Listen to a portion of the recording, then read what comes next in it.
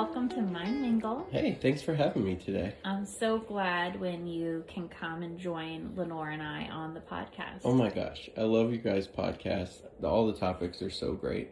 And today's like a really good topic. I mean, they're all good topics, but this is one we don't really think about too often, I don't think. And I think this is one that's near and dear to my heart, at least. I think yours as well. But we're talking about emotional sobriety. Oh my gosh, it's the bread and butter of life, right? It's the goal anyways.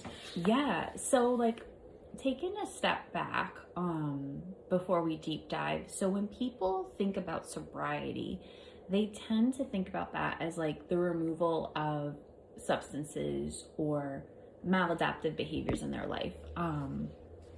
But there's like a couple different forms of sobriety when you really, really deep dive into it. And there's people that we call dry. There's people that we say are sober.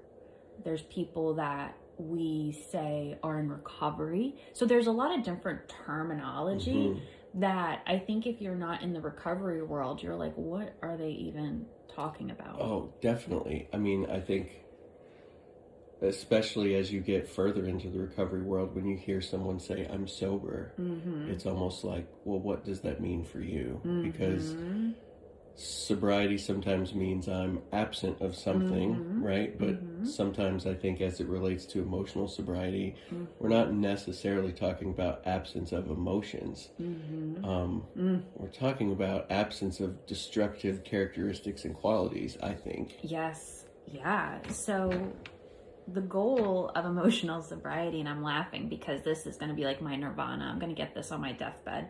But it's the ability to experience, tolerate, and regulate emotions without needing to escape, numb, control, or act impulsively on them. That's all. That's all. No big deal. Not a tall order. No, not at all. And I think if you really zoom back, a lot of the reasons why most of us started using was because our emotions felt too big and too crushing and For sure. too astronomical. So we developed this coping skill that in the beginning served a purpose. Most definitely. It definitely serves a purpose, right? Whether someone's recovery is centered around AA or NA, right? Like, kind of what I adopted is this understanding that like the bottle is the vessel of avoidance, right? Or the narcotics is the vessel of avoidance. So it's not just about one part of it is, yes, I'm choosing to live a sober life without substances. But a conversation I kind of have with clients is like, that's great that you want to quit, but what are we going to replace this with? Because if I'm absent of something that has served its purpose, even if it's dangerous or detrimental to my health, it still is acting as a regulation tool. And if I just get rid of the only one I know, what am I going to replace it with? Right. No, for sure. And I mean, I mentioned it in the context of substances, but emotional sobriety could be for anyone. You know, even my clients with trauma who don't have inappropriate relationships with substances, they're still trying to seek emotional sobriety, because if you grew up in a very stunted emotional home or a very explosive emotional home, you also have to expand, you know, what your depth is. And definitely. And I think like, there is the emotional stunting in a home. There's also where maybe people have grown up seeing their home being filled with like big emotions, big emotional expression, not always like proper emotional expression, not giving anyone an excuse to continue those behaviors, but they're definitely learned. You know, we see things and we cope with things to the best of our ability and knowledge that we've been given. And I think there comes a time in all of our lives, whether that's adulthood or earlier, where it's like, just because I've seen this regulation work in this way doesn't always mean it's serving me the best that it should. Right. For sure. And it's a daily practice, right? So in regards to sobriety from all substances, they say we have a daily reprieve, right? The idea is that you have to work hard to pour into your cup every day to have that daily reprieve. And I think the same is true with emotional sobriety. Now, we know from a neuro lens, as we develop healthier pathways, it becomes easier to do the next right thing for sure. But it takes time to develop those neural pathways. It takes time to really get our brain on board with something that's healthier, because our brain just wants a solution. It doesn't care if it's going to help or hurt us. It just wants to feel better quick. Yeah. And usually the maladaptive things work a little quicker. I hate to tell you. Oh my gosh. Like, I spit this out all the time. It's like, avoidance works. Yeah. Like, avoidance works. It feels good. It's immediate. But, like, it's, you know, whatever it is that you're avoiding, it's going to circle back. And most of the time when it circles back, it's compounded even more so than when you initially engaged in the avoidance. But yeah, to your point, like, I think there's also this kind of misinformation that, like, once I establish sobriety in whatever it is in my life, whether it's substances, emotional sobriety, that's going to immediately come with, like, all of these positively great feelings. And that's just not so. No. Not in the beginning anyways. No. I'm laughing because I remember talking to my sponsor and I said, I feel like I'm getting crazier, like in early sobriety. Is that normal? And they said yes, because like you're learning a whole new way of living. And you know, I lived a very shut down, dissociated, isolated life where on paper I looked really good and functional, but in actuality I was very like zombie like. So now feeling all the feelings I had shut down is scary. Oh, for sure. I mean, I go from a place of feeling like safe in my own little Iron Dome bubble with whatever keeps me there, and now I'm not there. That's vulnerability, right? Oh my gosh. This might be the first time that some of us start to feel vulnerable, where I'm just out there and I'm not using my same lifeboats that make me feel the best. Right. And, you know, to kind of define it a little bit more for my intellectual folks, emotional sobriety often looks like being able to sit with disappointment without spiraling. Yeah. Tolerating uncertainty. Handling conflict without emotional collapse. Sorry. Not looking so good on this list so far now. Self-soothing. Accepting that emotions are temporary, maintaining balance and boundaries, and kind of bouncing back quicker. Now, I will say, I've always been a sensitive person. My sensitivity is my Achilles heel. And I've been told by every employer that. I've been told your heart is your greatest strength and your greatest liability. And that was like from when I worked at the hospital, when I worked at Starbucks when I was a kid, like all the jobs. And then especially in earlier in my career as a therapist. And so then when you get sober, all your feelings feel like they're on steroids in the beginning. And that, oh, you're so sensitive came flooding back, because it's like, oh, I'm sensitive to everything. But good things too. Like I'm sitting here looking at Tyler. When Tyler passed a really big exam we have in our field and got like further credentialing, I was so pumped for him. I was like, I had the same amount of joy for him that I would have for myself. And I like decorated his office door. It's really cute. I still have the decoration. But I mean, like, that's the really beautiful part of deep sensitivity is like, your joy is my joy. And like, when you're winning, I'm winning. And that's a really beautiful thing. But, you know, in the same note, when Tyler is hurting, physically or emotionally, I'm feeling that too. And so emotional sobriety is not losing that, because that's a really beautiful gift, but it's harnessing it. Yeah, harnessing it.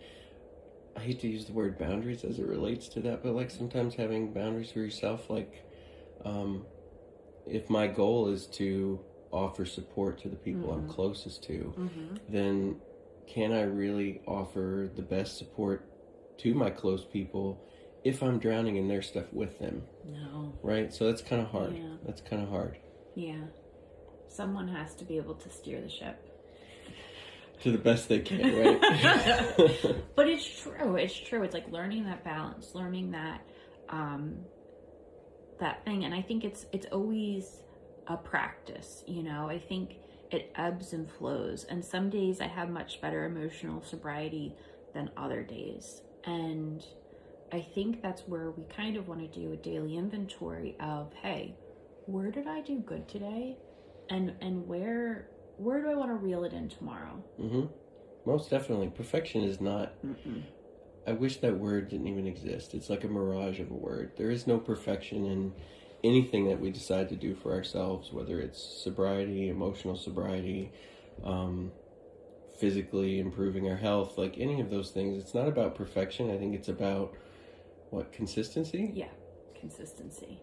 Consistency. And knowing, I loved what it said, that knowing that emotional activation more effectively. I always use the comparison of the ocean, because the ocean is so important to me. And I look at it as waves. Like, the emotions are going to come. And because I'm a sensitive soul, they will crash on the rocks. They will crash on the jetty. They will be violent at times. But they will also be like really beautiful at times, and like let the kids like boogie board in, you know, and sure. And all of that. And I had a situation yesterday where I was in a room full of people that I feel pretty loved and cared for. And a couple people asked me about a hard time in my life that I'm going through. And I got emotional. And for me, once the emotions start, it's hard to reel them back in.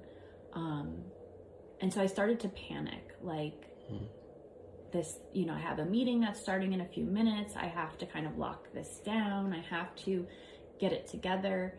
And that type of thinking doesn't lend itself well to composing yourself. It really doesn't. But I think, to your point, like devil's advocate, like when you allow yourself to openly feel things and then you know you're surrounded by safe people, isn't that such a good feeling to allow yourself to be kind of loved and supported? Maybe not. We're not there yet in the but, in the levels of enlightenment, but yes, that would be great. But to your point, I just sat down and I told myself what you said. I'm in a room full of safe, loving people that aren't worried about my emotions. I'm the only one worried about my emotions. And I was able to compose myself a lot quicker than in the past because I let it happen, to your point. Gotcha. So I let the wave run through its course. I can't chop it. Wow. So kind of like as you're feeling these things, maybe that's a little bit of emotional sobriety too, where I'm not trying to always control every emotion that I feel. I sit with it. I let it run its course, like you said. I let the wave come in and crash, and it's going to go right back out eventually.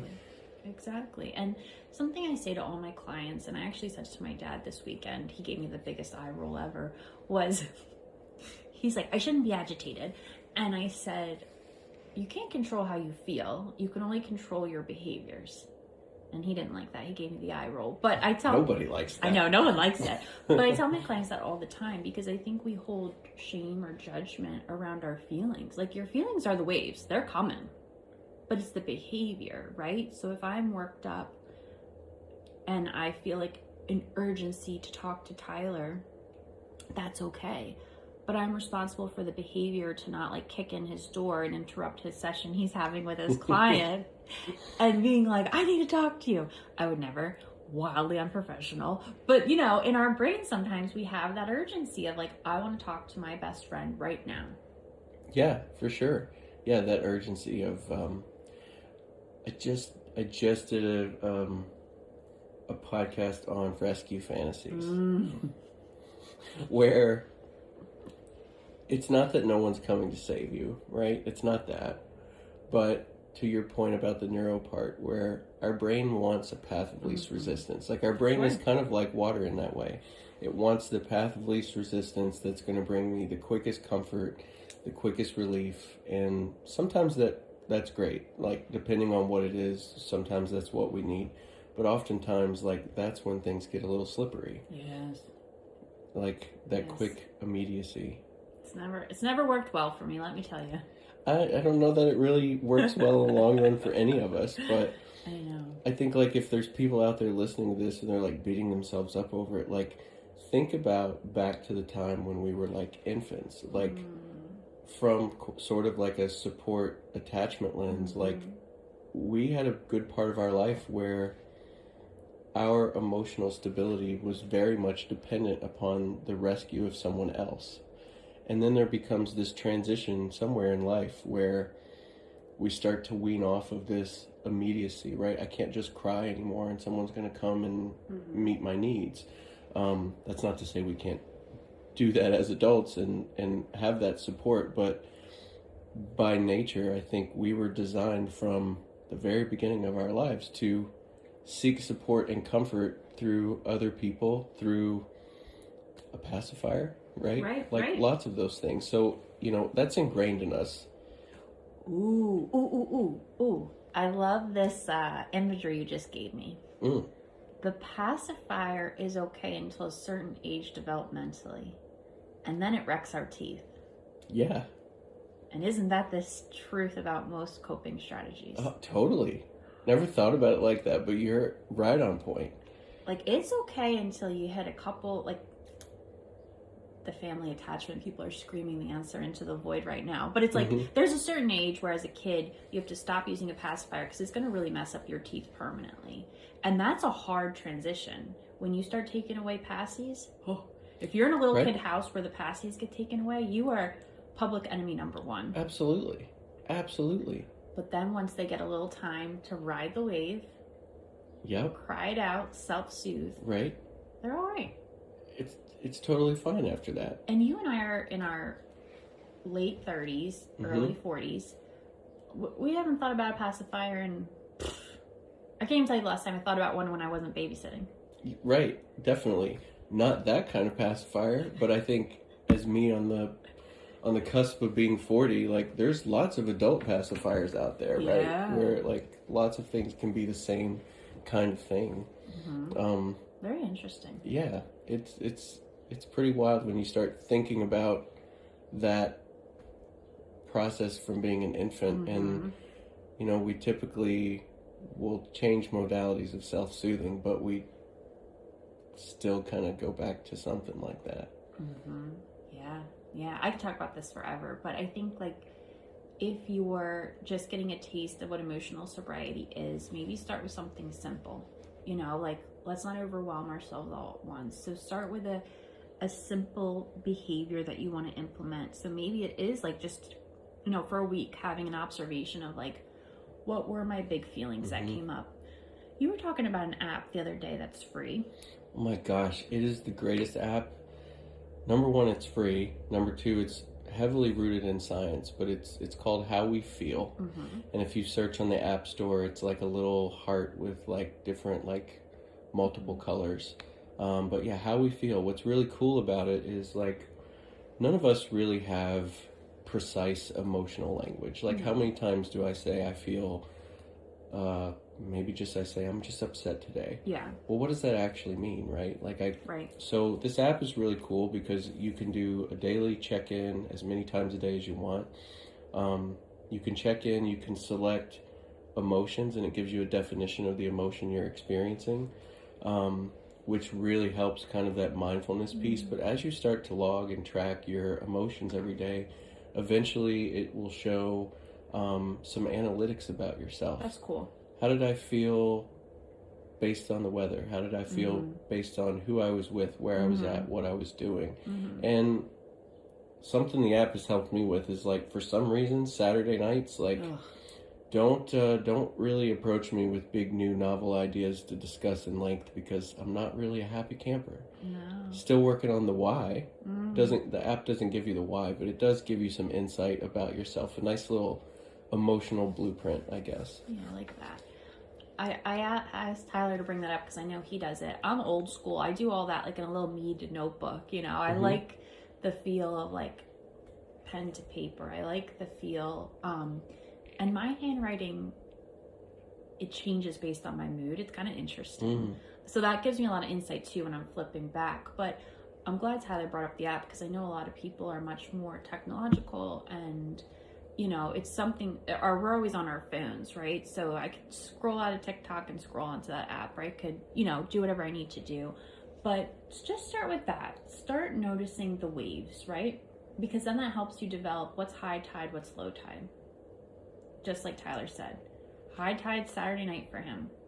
Not the time. Not the time. So not the time. Low tide for me is Sunday mornings. I just hit my meeting. I'm just around all the people in the world I feel the safest. I'm comfy, cozy, doing a little meal prep for the week. That's the time to hit me with something. Absolutely. And that's kind of like, to your point, what you were suggesting to the listeners is really kind of just starts with like a little bit of mindfulness, right? Like mindfulness is, I'm not trying to fix anything. I'm not trying to find a solution per se. I'm not trying to do any of that. I'm literally just taking an inventory. Right. Where I'm at, what am I feeling? And that's kind of like the biggest step, I think, is just to kind of slow down and not engage in that path of least resistance. Well, I appreciate you coming on today. Thanks for having me. This was fun. And what does Lenore, our fearless leader, always say to us? Love it. It's all going to be okay. It's all going to be okay. All right, we'll see you next time.